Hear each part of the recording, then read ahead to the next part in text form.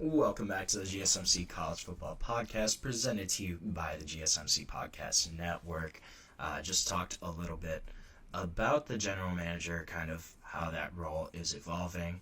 One of the big GMs in college football right now is James Blanchard at Texas Tech. We're going to stay on the Big 12 trend and talk about my top 5 Big 12 coaches. So I've kind of ranked everybody in the conference so far. Gone through that in the past few days, so if you want, go check those out. But gonna get into my top 5 now. So at 5, I have a coach that USA Today said was the number 1 coach in the Big 12. I kind of disagree with that, but still a great coach. In Kenny Dillingham, Arizona State, I think he's the 5th best coach in the conference. This is a guy that has completed one of the greatest turnarounds in modern college football history when you look at what he did with Arizona State this past season. Goes back to his alma mater, takes over for a team that was kind of reeling from the Herm Edwards era, showed with his 23 season. They went 3-9 in his debut, but they were picked to finish last in the Big 12 in 2024, a program that did not have high expectations, and they blew those expectations out of the water. They win the conference, they go to the college football playoff, they have that phenomenal game in the first round against Texas. This is a guy that has kind of brought the fire back to Arizona State. A young coach, only 34 years old, but a guy that's kind of setting himself up to have a really long, successful career at Arizona State. I could see him being there for a long time. It's his alma mater, a place that he's really comfortable at. And I also think that's a factor in why he's been so successful. He knows Arizona State well. He knows kind of the money behind that institution, knows the traditions, knows the culture. This is a place that he played at, a place that he grew up at. He kind of just knows how that program works. Slid in there right away. I think we could see something similar to what happened in Oregon, where he was the former offensive coordinator, and what Dan Lanning has done. You look at Dan Lanning, he was a young coordinator that got hired at Oregon, mid-30s too, and he's kind of turned that program around, made them set up for long-term success in the Big Ten. I could see Kenny Dillingham doing something similar at Arizona State, where Arizona State, if he recruits well, he can kind of sell guys on what makes them unique. He's a guy that they can look up and say, hey, this dude's been successful. Even if he didn't have a successful NFL career, this is a guy that's been successful in college football, a guy that can help us kind of get to the next level, and a guy that is also just a really great coach. His offensive scheme is awesome. The way he kind of sets up his players for success, some of the play designs that he has are really creative. A guy that is going to continue to grow and evolve, especially as he gets a little older, starts to learn some of the nuances of being a head coach.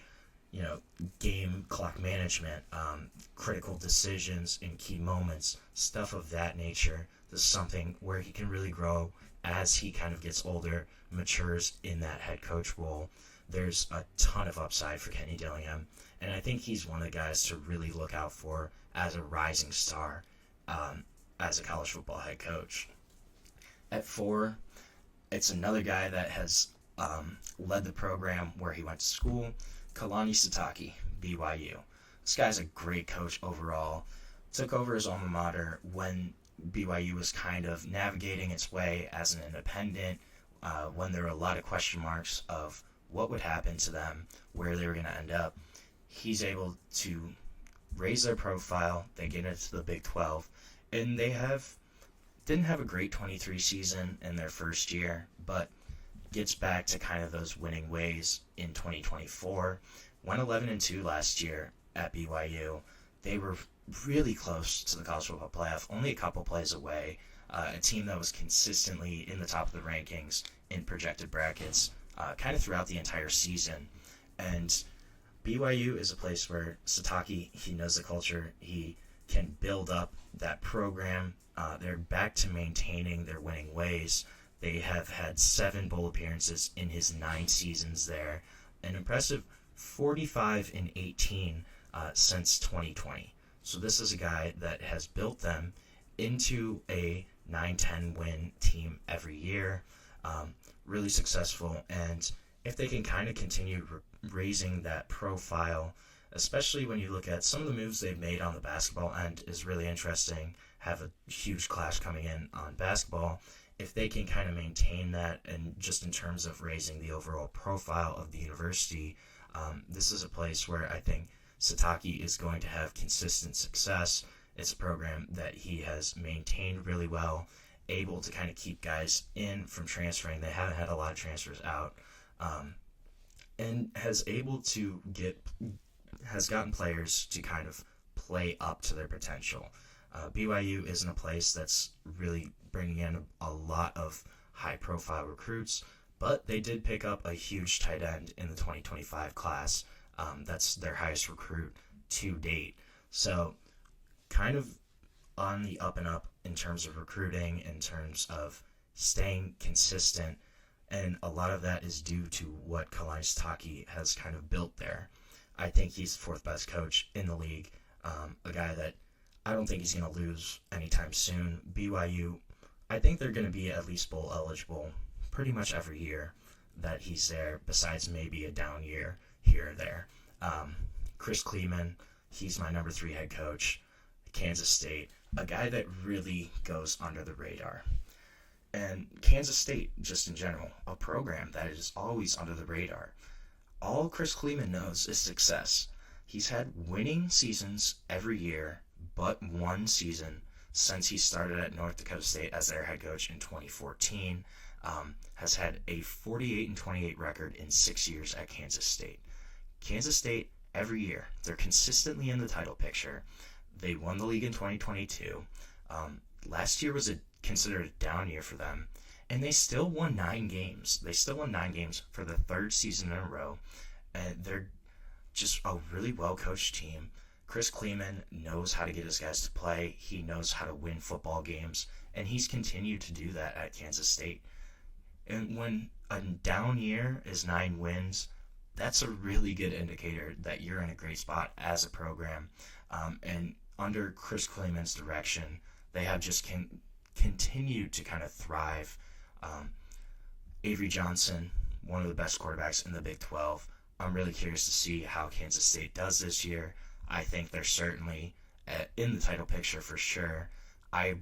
This is a team that I don't count out at all, pretty much in any game, just because at any given moment, Chris Klieman can get his guys to play up to their level of competition, and they can beat pretty much anyone on a given day. I think that's a big testament to kind of what he's built there in Manhattan, Kansas, in that program of being consistent, not having a losing season.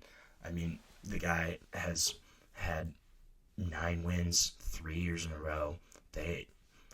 Kansas State, not a place where you're going to pull in a lot of high-profile recruits. You have to kind of work with what you're given, and Chris Klieman has done that to the max, and really kind of capitalized on the strengths of Kansas State to make them a perennial Big 12 contender. That's a guy that's done a great coaching job, and I really respect kind of what he's done for Kansas State. My number 2 coach in the Big 12, and until he's gone, I think he's always going to be consistently up here, is Kyle Whittingham from Utah. Another name that really flies under the radar, doesn't get brought up a lot in national conversation, but think about what he's done in Utah. He's been there since Urban Meyer. He's turned them into a perennial power. They always have a tough defense. They have a strong identity every single year. You kind of know at least what Utah is going to look like on the field. They're always going to be a tough out. They're going to play you super hard, and that is a testament to Kyle Whittingham and his coaching abilities. They did have a down year last year, for sure. They were preseason Big 12 favorites, projected to win the league at one point, and then had a bunch of struggles on offense. Cam Rising not being healthy the past couple of years has really hurt them overall. So they were 5-7, but that was Kyle Whittingham's worst record since 2013. So over a decade of being bowl eligible at the minimum is super impressive. He has kind of hinted at his retirement that could be coming soon. I could see it being this year. I think it's kind of going to depend on how Utah's going to do. But I think they're definitely going to have a bounce back year. Brought in Devin Dampier from UNLV to kind of take the reins on that offense. Brought in his offensive coordinator as well to work with him. So I think if you see a little improvement on that side of the ball, Utah's going to be back up there. But the fact that Utah is every single year in that conversation for a conference championship is just a testament to what Kyle Whittingham has kind of done and what he's built that program up to be, to the fact where when they do have a bad year, it's really disappointing. And that's just comes with expectations of what he's kind of done. I think this is a guy that's a great college coach, super underrated, and Utah has just been super strong in the past. I mean, pretty much during his entire time as a head coach, especially in the past 10 years, I would say every single year Utah is a super tough out, and that's because of Kyle Whittingham, of kind of what he's built there in Utah, I think. But the number one coach in the Big 12, for me, it's got to be Matt Campbell, Iowa State. So think of where Iowa State was when they hired Matt Campbell. They were coming off 3 straight years of at least 9 losses. And since then, since Matt Campbell's been there, they have gone from a complete afterthought to a team that is consistently pushing above its weight, consistently fighting.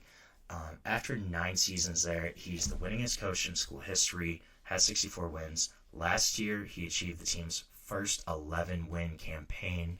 And this is a guy that could have left Iowa State multiple times. He had NFL interest at one point. He's been constantly kind of rumored as a guy to move up to a bigger program, higher profile, but has stayed at Iowa State, stayed in Ames, and built something really special there. So to the point that they are no longer kind of an afterthought.